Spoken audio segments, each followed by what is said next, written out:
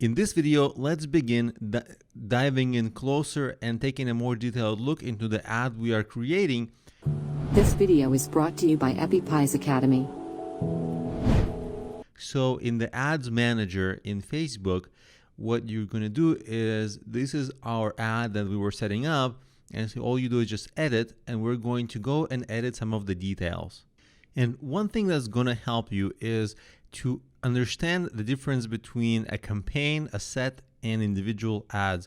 We've gone over this, but this is a really confusing part of running ads, and many first-time ad publishers get it confused and stay confused with it. One way to help us understand it is that we have one campaign, and campaign is our sort of like this grand initiative. You can think of it that way. And you can look at the hierarchy on the left. The conversion test, that's our campaign. In it, we can have many ad sets. And an ad set has some similarities like targeting, so that in our individual ads, you see the third item in the hierarchy can borrow from the ad sets, and it's going to become clear as we go on. But if you think of it in this hierarchy, it's already a great way to organize it. Now, here's one way I'll be able to give you an example of how this works. So let's say I start to manage my campaign budget. So this is for the entire campaign. Now, if I turn this on, it's going to say, you want to spend like $5 a day. Okay, fine. We're not focused on the $5 a day, but what we are focused on is this little text here, and I'm going to explain to you what it says. So by turning this on, you're combining the remaining budget of your active ad sets. So all the budget in your ad sets, what that means is if you have like 10 ad sets, right now I just have one in this test, it's an example, but let's say you have 10 or 20 or 30 ad sets and they have many ads running under them. Guess what? If you set your campaign budget to just $5 for the entire campaign, that's the spending across all the ad sets. So the $5 would go to everything under what's called conversion test, and it will get spread throughout the ad sets. You see how just by controlling one part of the hierarchy, we're able to control parts of the hierarchy down lower. So just keep thinking of this hierarchy this way, and before you know it, this terminology, campaign, sets, individual ads, it's going to become second nature to you, and you're just going to go like, oh, I get it. Yeah, it's going to make sense. And after that, a lot of these details will become immediately less confusing. Before you get this right, it's really confusing. I know, because I've been there myself, and so I wanted to spend a little extra time on this. Because it's a test ad, I'm going to set like $1 spending, just so that I don't click the wrong button while testing it, while filming it, and then end up spending a lot of money. So let's say we do that, and now let's go to the ad set. And here we're going to be able to edit a lot of the information for our ad. Specifically, what we're interested in is the audience, because this is our targeting. So recall that the example we are using is promoting like business education products, entrepreneurship education products. So who would be good for this? This is where we pick the audience. And what we want to do is we actually want to be specific about it, because look on the right side. Facebook tells us you can reach like 220 million people potentially so far with our current targeting, but it's perhaps too many, and we need to narrow it down. Now, people who might be interested in our product are not a good fit. We want to get as close as possible to people who are extremely ideal to our target market, because they're going to buy at a higher rate, and our ads have a higher chance to become profitable. So we're going to narrow down. There are a few countries that have disproportionately high spending. So United States is one of them. UK is another country, or England or United Kingdom, however you phrase it, Canada, and Australia. Every other country has a couple of issues. Either they're not English first speaking countries, or they don't have a high spending per person. In your case, if you already have an audience, you can take a look at where they're from. In my case, around 50% of all my sales come from these 4 countries. So now we have locations and an even bigger audience. Now we need to do the hard work of narrowing down the rest of the targeting. So the first is age, and we have to think about it seriously. Well, who spends? Young people, they typically don't spend as much, right? So let's get college graduates. Let's say they're 22 years old. I'm not saying that anybody below 22 years old is not going to buy my courses. Many people do, but the thing is that we want to pick an ideal audience. In fact, because this particular product that I'm selling is like a discounted product, so I want it to be I don't want it to be a difficult decision. So I'm actually going to go and target a demographic for whom like spending is like an afterthought. Like spending a few bucks online is an afterthought, and they're going to be over 30. And again, I actually feel bad excluding people who are under 30. But this is not a popularity contest. This is just me trying to pinpoint like a sniper, like see who is an ideal spending range. And then I'm going to also narrow down the high-end part of the age.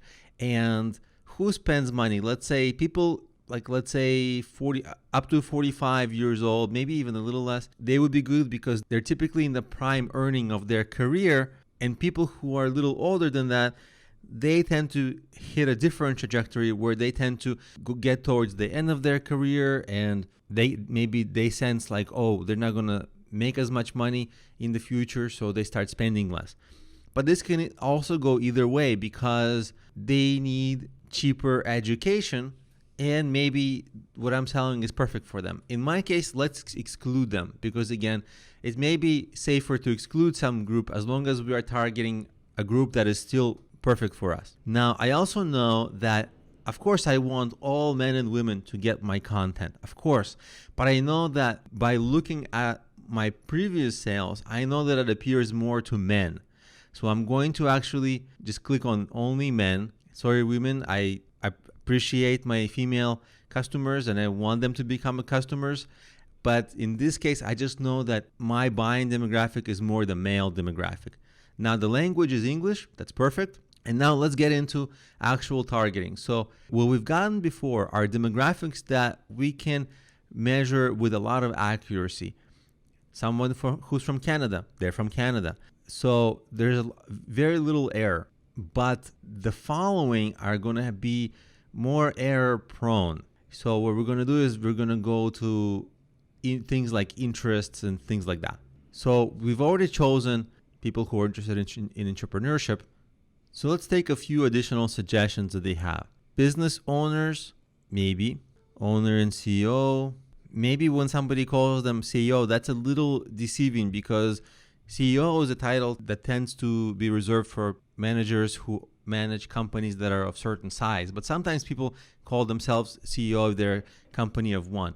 What we're after is new entrepreneurs. So small business owners, this is what we need. And small business interest, this is what we need. Founder, this is what we need. Because the founder needs this self-employed, because these people need these kinds of educational products that I'm selling here.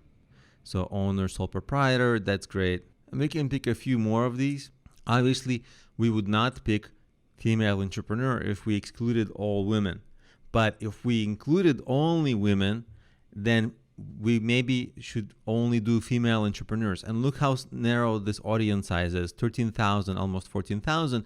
If we had gone with a different type of ad, like a second kind of ad we would add, maybe it can be a female-centric ad that targets only female entrepreneurs and has copy that speaks directly to women, that might be very powerful because women would see, oh, it's for me, and then they might respond to that. Now, in my case, I'm just going for general business interests of freelancers, and we're going to be done with that. And these groups, they're okay, but they're a little broad. I'll give you an example of what might be a little more narrow. For example, if I have some online training for how to become like a YouTube megastar, and then I type here YouTube, and then I see, okay, YouTube employers as a company, I don't want them. Somebody, YouTube job title, I don't want people who work at YouTube. YouTube school, maybe, because maybe this is people who train YouTubers. YouTube interests, sure, but maybe this is people who just like watching. But YouTubers, these are people who are creating videos on YouTube. And these people, most of them, people who create videos on YouTube, most of them create a little bit and then they fail because they just don't get enough views. They don't know what's wrong. So a course like I potentially might have that teaches people how to become a YouTube megastar, that's a perfect fit for them. So it's a relatively small audience, right? It's only like 2 million people, which is actually really gigantic. So what we could do is just create an ad for them, get rid of all these other things potentially, and just target them with like a YouTube specific ad.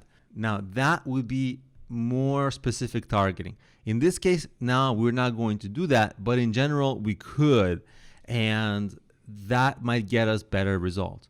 Now, if we are targeting people who, let's say they're, founders, business owners, what we don't want is people who want jobs, right? We want people who are independent on their own. So who do we want? We want audiences to exclude. So maybe we want like career, like people who want career typically means they want jobs. Yeah. So we want to exclude career development. We don't want that audience. We don't want like resume groups. So it's okay if we take in some people out who might actually get our products, but really we want to make sure we don't want people who might also be interested in jobs. So let's look at like people who got a new job. We don't really want them. So we can kind of go through this and add things. But in general, we see that we're excluding enough people. Now let's include additional people who might seem like they might be a good fit for us, but they might not. What about people interested in finance and money? So let's just people who are interested in money, but money management, we don't want them. Let's look further. None of those really represent any good options. So maybe we look at, let's say, finance. We don't want the traders. We don't want equity, things like that. So we can actually take out a lot of things with stock market, right? Because that's not what I'm selling per se. So we're taking out a lot of these guys. And then you want to go through a lot of industries that are maybe could be potentially related, but are not really. And we're only doing this because the ad we are promoting is a general course discount page. But ideally what we would do is promote like one course that is on some topic, for example, the YouTube, or like if you have like a course on like how to make money dog walking, then sure, then you want to target people who they need money and they love dogs, something like that. And then you would exclude a lot of other attributes like if they already have a job or if they don't need money. But so you want to end up with people who are looking for ways to turn their hobby into a career. So now you understand how to bounce around between these kinds of targeting settings. And for whatever your product is, you want to go and find a narrow audience who would absolutely be perfect for your product. And you want to spend a disproportionate amount of time trying to find the right targeting, because if you get the wrong people, they're not going to buy. If you get somebody who likes sports, but really they're more interested in cooking, but you're selling them sports products, forget it. They're not going to buy. You're going to waste your money. So you've got to make sure that you're really strict about identifying your audience and making sure you are accurately targeting them. And then you can move on, because this is one of the most important parts of setting up your ad.